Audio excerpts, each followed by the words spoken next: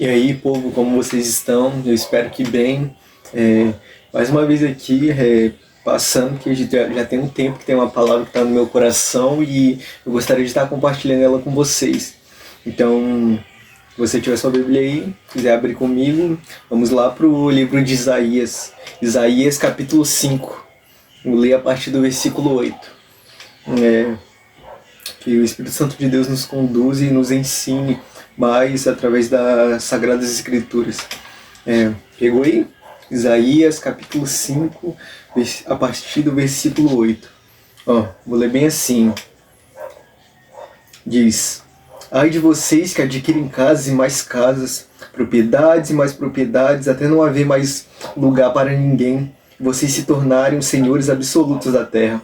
O Senhor dos Exércitos me disse: sem dúvida, muitas casas ficaram abandonadas, as casas belas e grandes ficaram sem moradores. Uma vinha de 10 alqueires só produzirá um pote de vinho. Um barril de semente só dará uma arroba de trigo. Ai dos que se levantam cedo para embebedar-se e se esquentam com o vinho até a noite. Harpas, liras, tamborins, flautas e vinhos há em suas festas, mas não se importam com os atos do Senhor, nem atentam para a obra que as suas mãos realizam.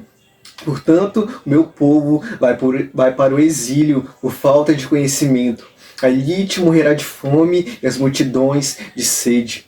Por isso, Seol, aumenta o seu apetite, escancara a sua boca, para dentro dele descerão o esplendor da cidade e a sua riqueza, o seu barulho e os que se divertem. Por isso o homem será batido, a humanidade se curvará e os arrogantes terão que baixar os olhos. Mas o Senhor dos Exércitos será exaltado em sua justiça. O Deus Santo se mostrará santo em sua retidão. Então ovelhas pastarão ali como em sua própria pastagem. Cordeiros comerão nas ruínas dos ricos. Ai dos que se prendem à iniquidade com cordas de engano e ao pecado com cordas de carroça e dizem que Deus apresse a realização da sua obra para que a vejamos, que se cumpra o plano do Santo de Israel, para que o conheçamos. Ai dos que chamam ao mal bem e ao bem mal, que fazem das trevas luz e das luz trevas, do amargo doce e do doce amargo. Ai dos que são sábios aos seus próprios olhos, inteligentes em sua própria opinião.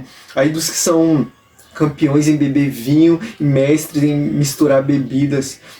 Dos que por suborno absolvem o culpado, mas negam justiça ao inocente.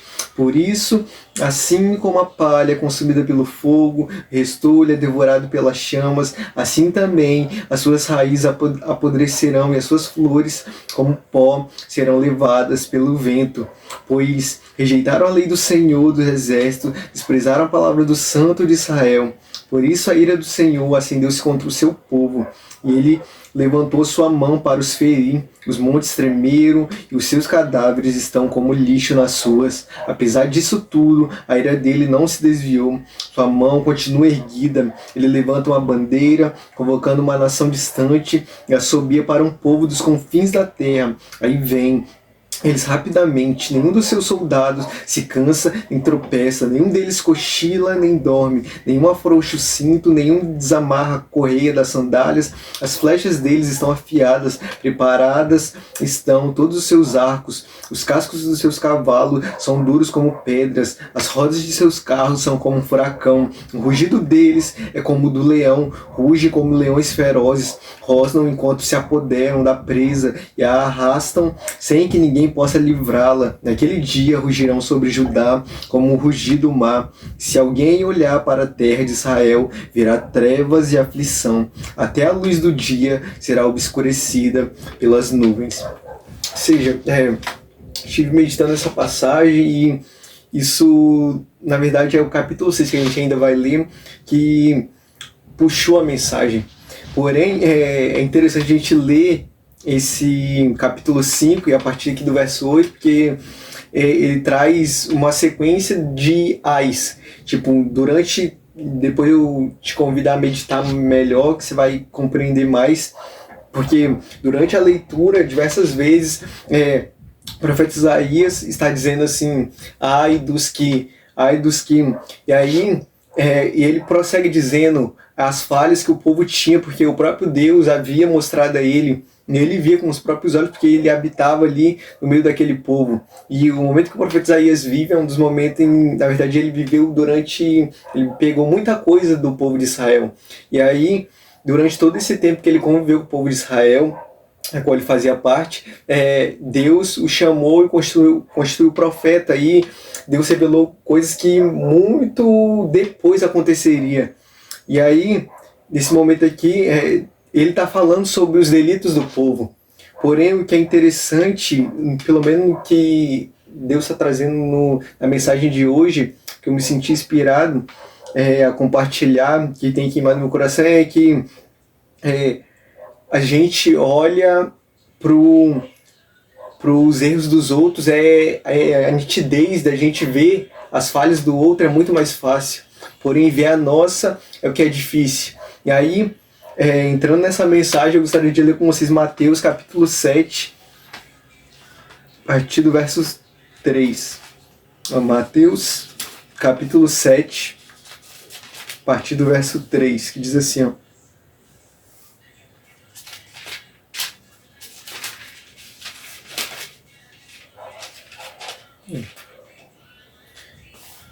Mateus capítulo 7 e a partir do verso 3, diz assim, ó.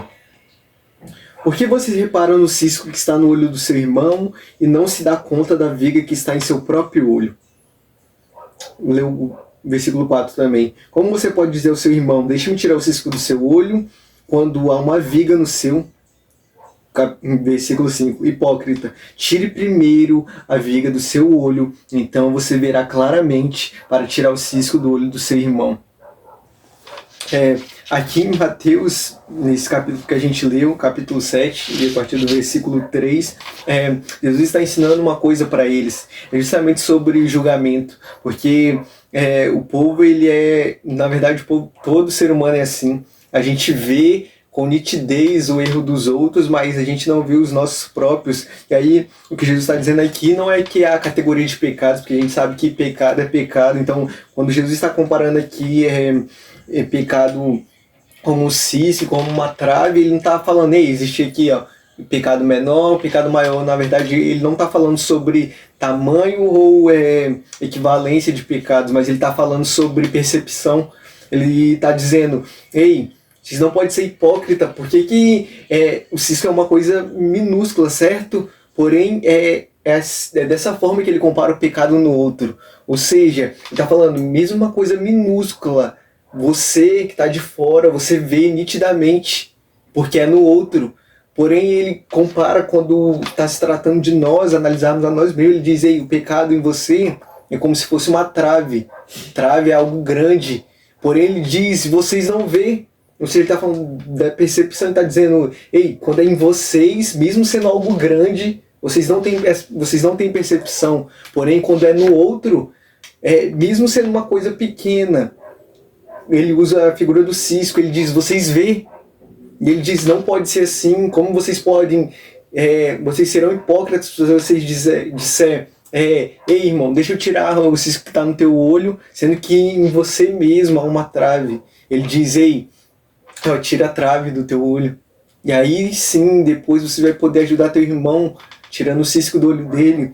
E aí, o que é a mensagem de hoje é justamente isso. E isso aconteceu com Isaías. Lembra que lá no capítulo 5 ele está apontando o pecado das pessoas. Ou seja, não que o povo não havia pecado, realmente o povo tinha pecado. E aí foi o próprio Deus que estava mostrando ele e dizendo para ele advertir o povo. Porém, na mensagem de hoje, o que aconteceu com Isaías foi o que a gente leu lá em Mateus 7, foi o que Jesus ensinou para eles lá muito tempo depois. Isaías viveu isso muito tempo antes, por isso que ele pôde profetizar em nome do Senhor, por isso que Deus revelou coisas que maravilhosamente aconteceriam no futuro, como a própria vinda do nosso Senhor Jesus Cristo. E aí, lendo Isaías 6 agora, a gente vai compreender justamente isso, que foi o que aconteceu com Isaías. Eu vou ler com vocês Isaías capítulo 6, vou ler do versículo 1, acho que até o 5 aqui. Diz bem assim, No ano em que o rei Uzias morreu, eu vi o Senhor assentado no trono alto e exaltado, e a aba de sua veste encheu o templo. Acima dele estavam serafins, cada um deles tinha 6 asas, com 2 cobriam os rostos, com 2 cobriam os pés e com 2 voavam. E proclamavam uns aos outros: Santo, Santo é o Senhor dos exércitos, a terra inteira está cheia da sua glória. Ao som das suas vozes, os batentes das portas tremeram e o templo ficou cheio de fumaça. Então gritei: ai de mim! Estou perdido, pois sou homem de lábios impuros e vivo no meio de um povo de lábios impuros. Os meus olhos viram o Rei, o Senhor dos Exércitos. E aqui acontece uma coisa muito interessante. A gente viu que lá no capítulo 5, Isaías estava advertindo o povo sobre o pecado deles. Porém, como o nosso próprio Jesus Cristo nos ensina que a gente deve tratar primeiro o nosso pecado. E aí, o que é interessante é que aqui no capítulo 6 fala do chamado de Isaías. E aí é o momento que ele tem um encontro real com o Senhor. Ele diz: no mesmo ano em que o rei Uzias morreu, ele teve uma visão e o Senhor mostrou ao próprio Senhor assentado no alto e sublime trono, como a gente leu aqui. E aí, o que aconteceu com Isaías foi que ele não estava mais apontando o pecado do povo. O povo realmente era um pecador lá, no contexto que ele viveu.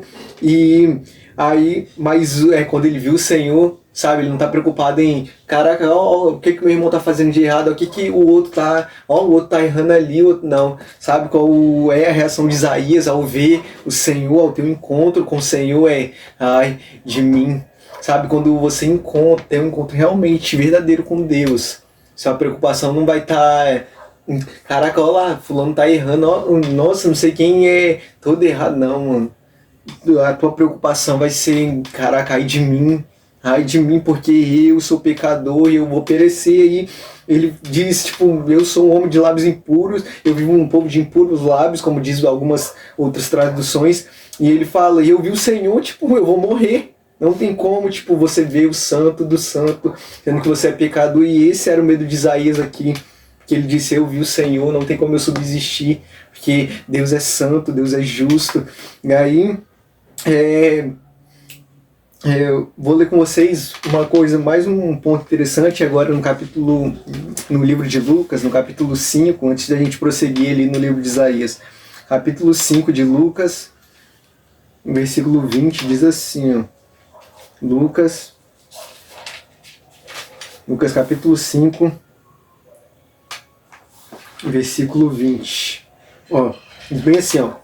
Vendo a fé que eles tinham, Jesus disse: homem, os seus pecados estão perdoados.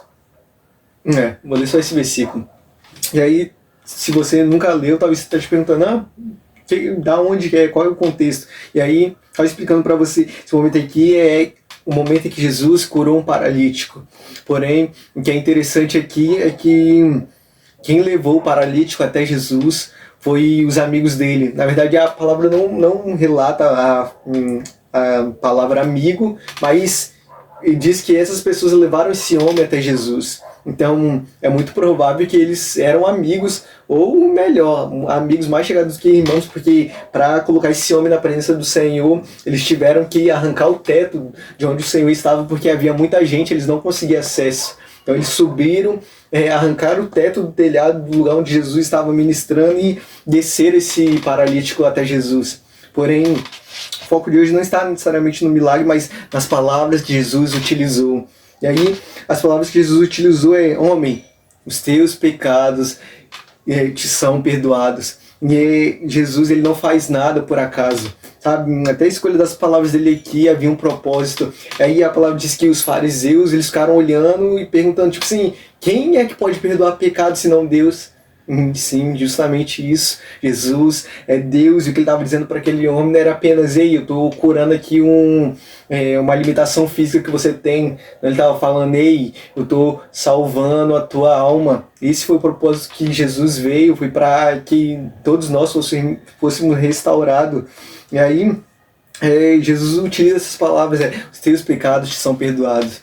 E aí eu quero que você compreenda que sim, Jesus, ele pode perdoar os teus pecados. Jesus, ele veio justamente para isso. E aí, voltando lá em Isaías, você vai compreender o porquê que eu li aqui no livro de Lucas.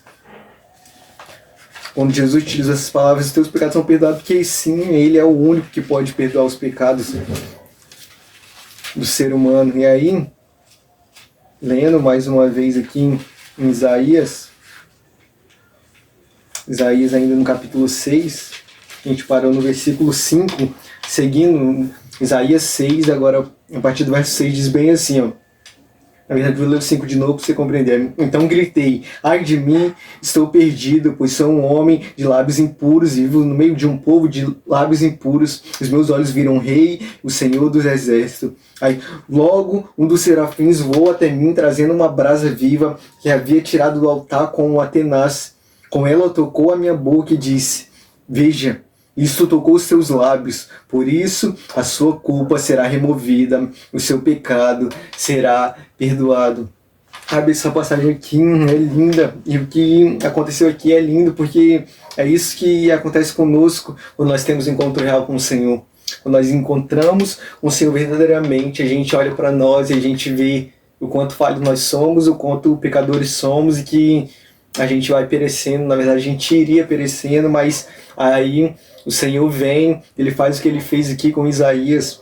E é interessante que muitas vezes eu tenho ouvido na igreja onde eu congrego, Deus tem usado um pastor que tem tomado conta do rebanho, e muitas vezes Deus tem usado ele para falar que Deus ele não está preso às nossas limitações, sabe? Então a gente levanta coisas e como se isso fosse limitar. E aí, aqui o que acontece com Isaías é, ei, eu sou um homem de lábios impuros, então acabou para mim.